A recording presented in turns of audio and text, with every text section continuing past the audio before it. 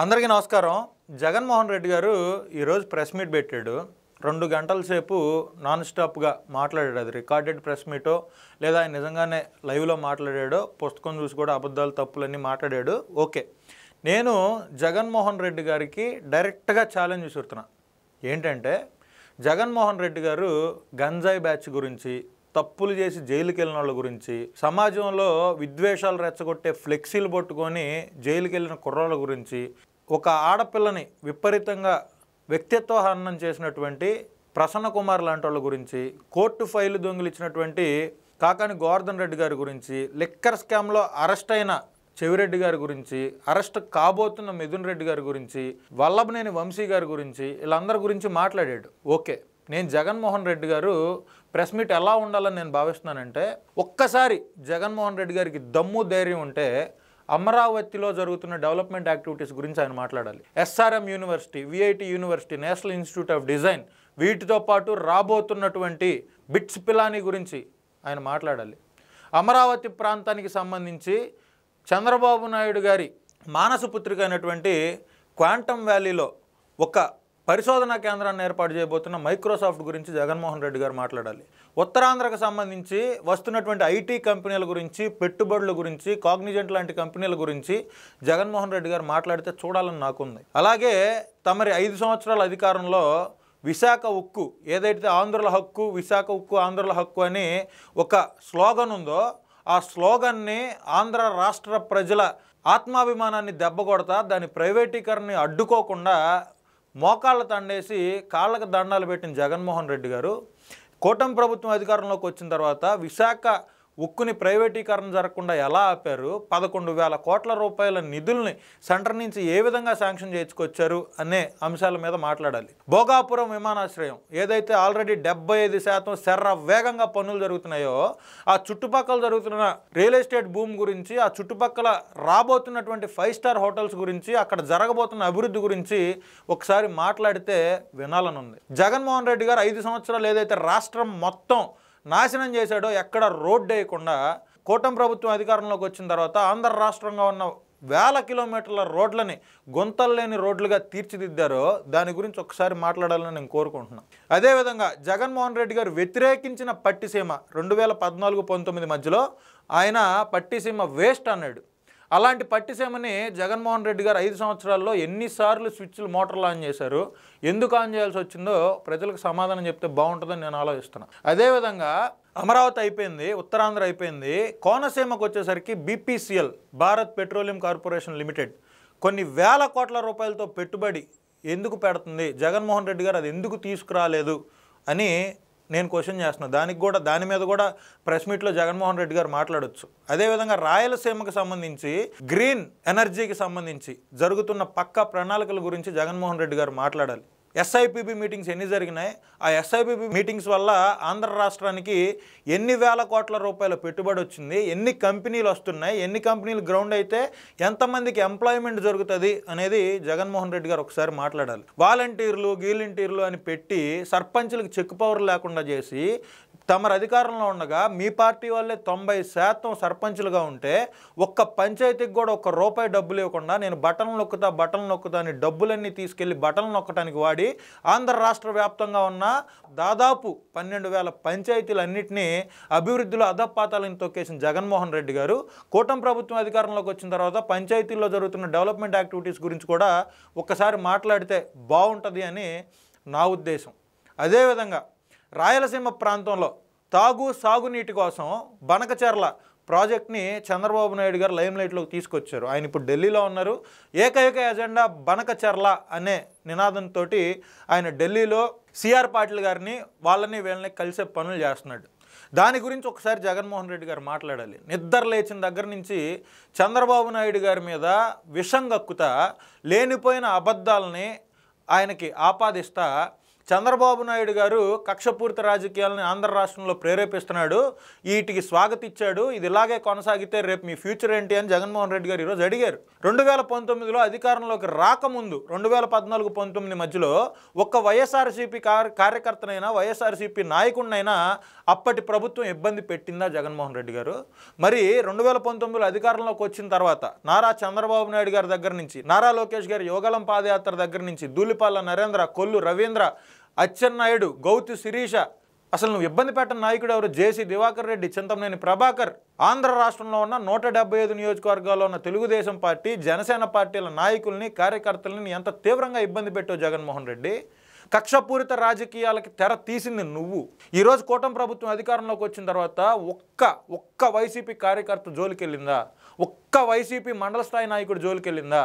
5 సంవత్సరాలు ఒళ్ళు దగ్గర పెట్టుకొని పనిచేసి, ఒళ్ళు దగ్గర పెట్టుకొని, నోరు అదుపులో పెట్టుకొని మాట్లాడిన ఒక్క వైసీపీ మాజీ ఎమ్మెల్యే దగ్గర కానీ, మాజీ మినిస్టర్ దగ్గర కానీ కూటమి ప్రభుత్వం ఎందుకు వెళ్ళలేదు? కోర్టు ఫైలు దొంగతనం చేసిన కాకాని గోవర్ధన్ రెడ్డి నీకు ఆదర్శంగా తీసుకోమని చెబుతావా? ప్రసన్న కుమార్ రెడ్డిని ఎవరైతే స్థానిక శాసనసభ్యురాలు ఒక మహిళా శాసనసభ్యురాలను చూడకుండా సొంత చుట్టరికాన్ని కూడా పక్కన పెట్టి చెల్లి అనే వాయు వరుసలు మర్చిపోయి వేల మంది ముందు పట్టుకొని ఇష్టం వచ్చినట్లు వ్యక్తిత్వాన్ని చేసిన ప్రసన్న కుమార్ రెడ్డిని ఆదర్శంగా తీసుకోమని చెప్తావా? సమాజంలో విద్వేషాలు రెచ్చగొట్టే విధంగా ఫ్లెక్సీలు పట్టుకొని రిమాండ్ కాళ్ళు వెళ్తే వాళ్ళని ఆదర్శంగా తీసుకోమని చెప్తావా?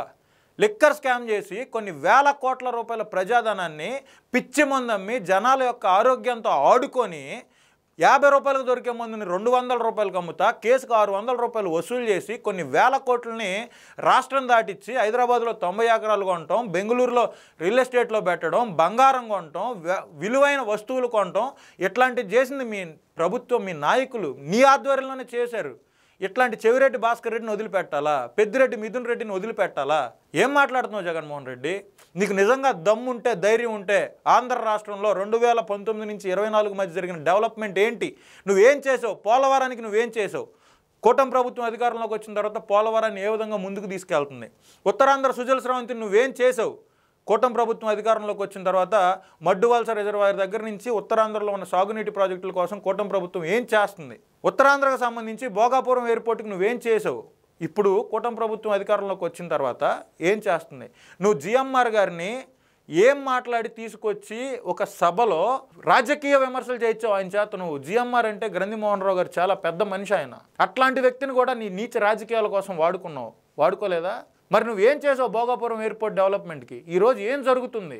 నువ్వు ప్రతి ఒక్క ప్రాజెక్టు గురించి, ప్రతి ఒక్క ఇన్వెస్ట్మెంట్ గురించి కొన్ని లక్షల కోట్ల పెట్టుబడి సంవత్సరం 2 నెలలు ఈ కూటమి ప్రభుత్వం అధికారంలోకి వచ్చి రాష్ట్రానికి తీసుకొచ్చింది.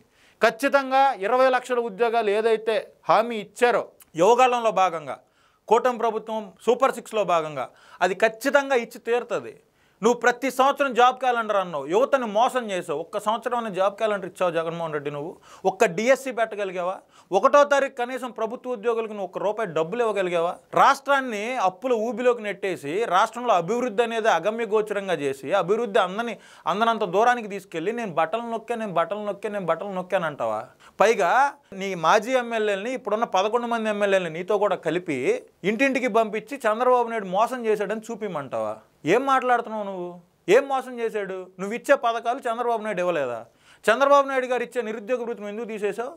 చంద్రబాబు నాయుడు గారు ఇచ్చే పసుపు కుంకుమ నువ్వు ఎందుకు తీసేసావు? చంద్రబాబు నాయుడు గారు ఇచ్చే విదేశీ విద్య నువ్వు ఎందుకు తీసేసావు? చంద్రబాబు నాయుడు గారు పెట్టిన అన్న క్యాంటీన్లు నువ్వు ఎందుకు తీసేసావు? మరి వీటికి సమాధానాలు అడిగే నువ్వు వాటికి సమాధానాలు చెప్పాలి కదా జగన్మోహన్ రెడ్డి గారు. ఒక్కసారి పాయింట్ టు పాయింట్ 100% కన్స్ట్రక్టివ్గా ఒక నోట్ రాసుకొని మనం 5 సంవత్సరాల్లో ఉద్ధరించింది ఏంది రాష్ట్రానికి, చంద్రబాబు నాయుడు గారు ముఖ్యమంత్రిగా సంవత్సరం 2 నెలల్లో ఉద్ధరించింది ఏంటి రాష్ట్రానికి అని నువ్వు 2 తేడాలు తెలుసుకొని ఒక్కసారి ప్రెస్ మీట్ పెట్టి రాష్ట్రంలో జరుగుతున్న డెవలప్మెంట్ మీద, రాష్ట్రంలో విస్తరించబడుతున్న నేషనల్ హైవేల మీద, రాష్ట్రంలో పెట్టుబడులు పెడుతున్న పారిశ్రామికవేత్తల మీద, క్వాంటమ్ వ్యాలీ మీద, అమరావతి డెవలప్మెంట్ మీద, రాయలసీమకు ఆల్రెడీ కూటమి ప్రభుత్వం అధికారంలోకి రాకముందే డిక్లరేషన్ ఇచ్చింది. ఆ డిక్లరేషన్ విధంగా ఏ విధంగా కష్టపడుతున్నారు, ఉత్తరాంధ్రకు సంబంధించి ఏ విధంగా చేస్తున్నారు, కోనసీమల అభివృద్ధికి ఏం చేయబోతున్నారు, గుంటూరు, కృష్ణా, ప్రకాశం జిల్లాల అభివృద్ధికి ఏం చేయబోతున్నారు, ఇవన్నీ నువ్వు డీటెయిల్డ్గా తెలుసుకొని, నువ్వు తెలుసుకోలేకపోతే చంద్రబాబు నాయుడు గారు కూటమి ప్రభుత్వం వచ్చి సంవత్సరం అయింది అని ఆయన ప్రజాప్రతినిధులతోటి, జిల్లా స్థాయి అధికారులందరితోటి, ఎస్పీలతోటి, కలెక్టర్లతోటి అందరితో కలిపి ఆయన ఒక మీటింగ్ పెట్టి ఆయన 2 గంటల ప్రజెంటేషన్ ఇచ్చాడు ప్రొజెక్టర్ మీద.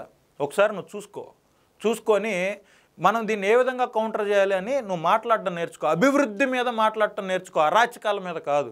నువ్వు చేసిన అరాచకాలు భారతదేశంలో ఎవడు చేయలే.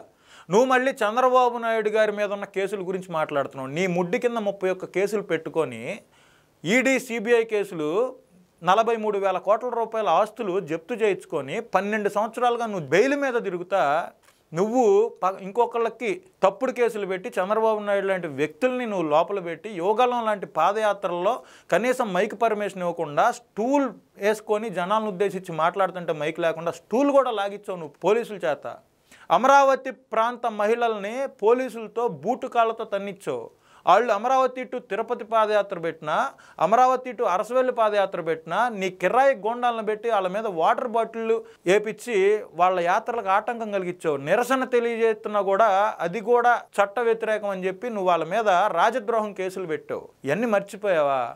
నువ్వు 5 సంవత్సరాల్లో చేసిన అరాచకాలు మర్చిపోతే ఎలా జగన్మోహన్ రెడ్డి గారు? మీరు మర్చిపోయినా మీ 5 సంవత్సరాల పరిపాలనని, మీ 5 సంవత్సరాల దాష్టికాన్ని ఆంధ్ర రాష్ట్ర ప్రజలు నిరంతరం గుర్తుపెట్టుకుంటారు. ఆ విషయాన్ని తమ మైండ్లో పెట్టుకోండి.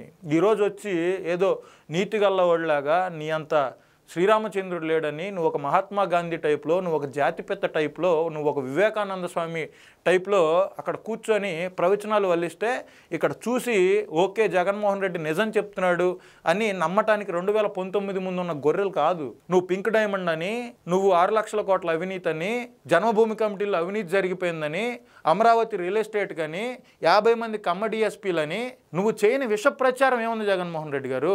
ఏ నియోజకవర్గానికి ఆ నియోజకవర్గంలో ఏది జరగపోయినా అవినీతి విపరీతంగా జరిగిపోయిందని చెప్పి మౌత్ పబ్లిసిటీ ఇచ్చి విపరీతమైన ప్రోపగాండా చేసావు నువ్వు. అప్పుడు గొర్రెలు కాబట్టి ఒక్క ఛాన్స్ ఇద్దామనే ఉద్దేశంతో నీకు ఇచ్చారు. కానీ ఇక జీవితంలో నువ్వు మళ్ళీ ముఖ్యమంత్రి కాలేవు, ఇది రాసి పెట్టుకో. నువ్వు అంత దరిద్రంగా పరిపాలించావు 5 సంవత్సరాలు. నువ్వు ఎక్కడికి వెళ్ళినా చెట్లు కొట్టడం, పరదాలు, 20 కిలోమీటర్లకు హెలికాప్టరు. నువ్వా రాష్ట్రాన్ని పరిపాలించేది?